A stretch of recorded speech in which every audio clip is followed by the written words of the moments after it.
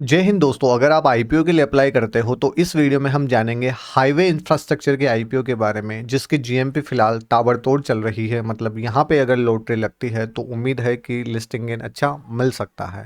दोस्तों, बात करेंगे हम सबसे पहले इस वीडियो में कंपनी के बारे में कि कंपनी क्या काम करती है, साथ ही आईपीओ डिटेल्स, कब आईपीओ ओपन होगा, कब क्लोज होगा, लिस्टिंग कब होगी, कंपनी के फाइनेंशियल्स किस तरीके के, कंपनी प्रॉफिट मेकिंग है या फिर लॉस मेकिंग है, साथ ही पीयर कंपैरिजन के अकॉर्डिंग इसके वैल्यूएशंस महंगी है या फिर सस्ती है, लिस्टिंग गेन के लिए कोई उम्मीद है या फिर नहीं है तो लॉन्ग टर्म के लिए क्या किया जा सकता है, साथ ही लेटेस्ट जीएमपी आईपीओ की क्या चल रही है, अप्लाई करना चाहिए या फिर नहीं करना चाहिए, सभी बातें इस वीडियो में आपको जानने के लिए मिलेंगी। तो देखिए दोस्तों, सबसे पहले बात करें लेटेस्ट जीएमपी की, तो वह लेटेस्ट जीएमपी तो एकदम बम्पर यहाँ पे हमें देखने के लिए मिल रही है।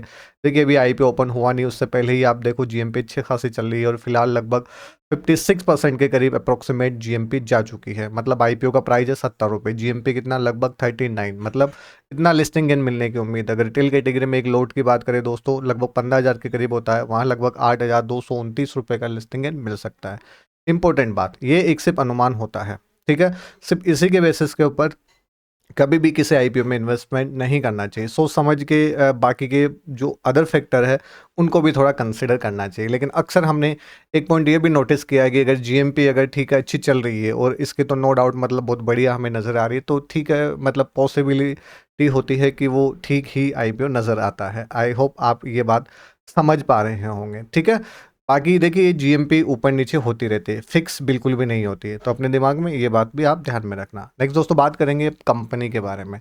तो देखिए, कंपनी जो है दोस्तों, वो highway infrastructure is an infrastructure development and management company. मतलब इंफ्रास्ट्रक्चर को डेवलप करती है और मैनेज करने का काम करती है। इसके की बिजनेस एक्टिविटीज़ की अगर बात करें तो 3 टाइप के इसके बिजनेस है। अगर वो हम देखें, पहले नंबर पे आता है दोस्तों टोलवे कलेक्शन बिजनेस। आपने देखा होगा, ठीक है, हाईवे से जब भी जाते हैं तो कुछ इस तरीके का टोल लगा हुआ रहता है। तो वहाँ पे क्या करता है, इसका टोल कलेक्शन वलेक्शन करने का ये सब मतलब प्रबंधन और जो है इसका ऑपरेशन मतलब संचालन करने का ये काम करती है, ठीक है।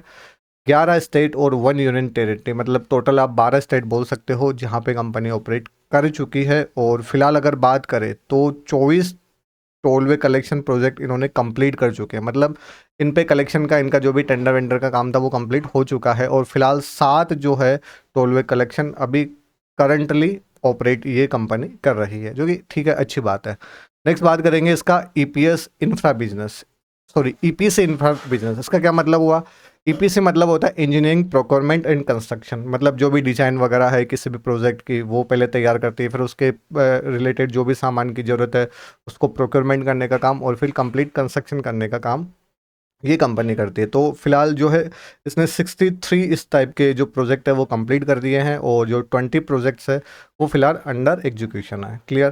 थर्ड आता है रियल एस्टेट। अब रियल एस्टेट में क्या करती है, स्मॉल बिजनेस है, सबसे मतलब कम रेवेन्यू इसको यहीं से मिलता है। मतलब जो कंपनी क्या करती है, ये डेवलप कंस्ट्रक्शन करने का काम करती है छोटी छोटी प्रॉपर्टीज़ को। क्लियर।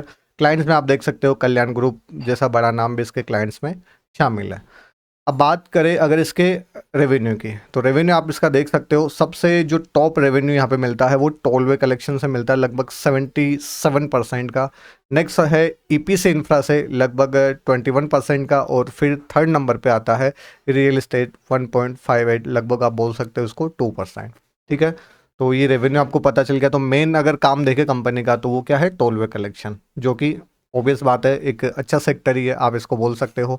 आजकल तो फास्ट टैग की सुविधा भी आ गई है, तो टोल तो मतलब लगना ही लगना है। अगर आपको पता है तो कमेंट करके बता सकते हो कि सबसे ज़्यादा टोल कौन से स्टेट में है।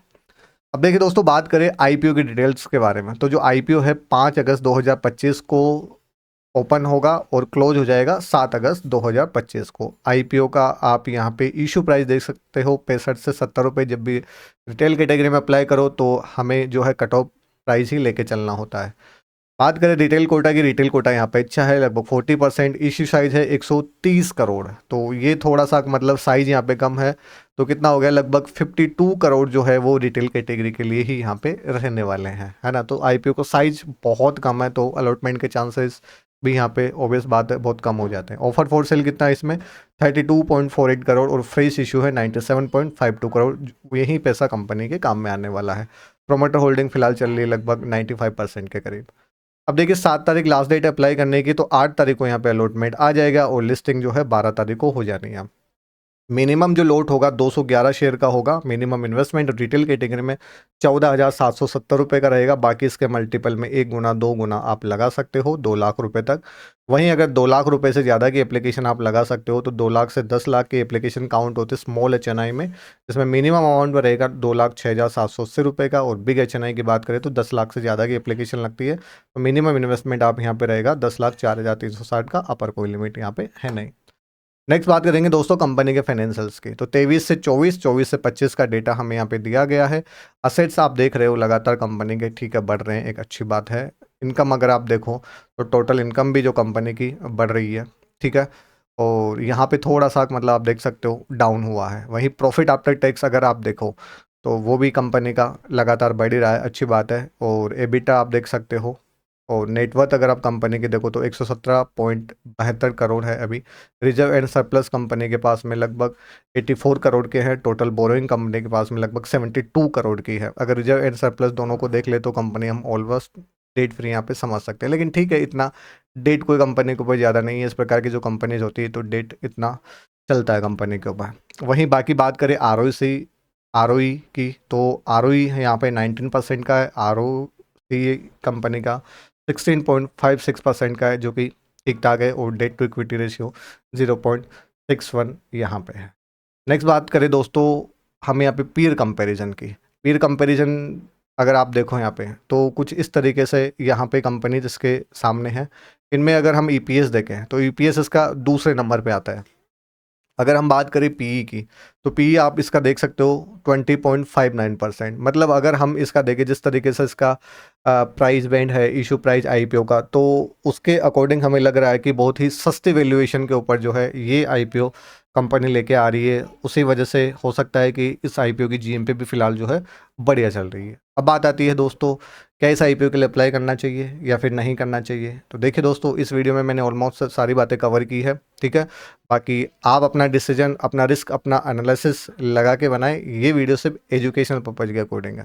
तो देखिए दोस्तों वैसे IPO के लिए जो भी पैसा कंपनी इकट्ठा करने वाली है उसमें से लगभग 65 करोड़ तो company funding working capital requirement के लिए काम में लेने वाली है। और बाकी जो भी बचा हुआ पैसा हो जनरल कॉर्पोरेट पर्पज के काम में आने वाला है।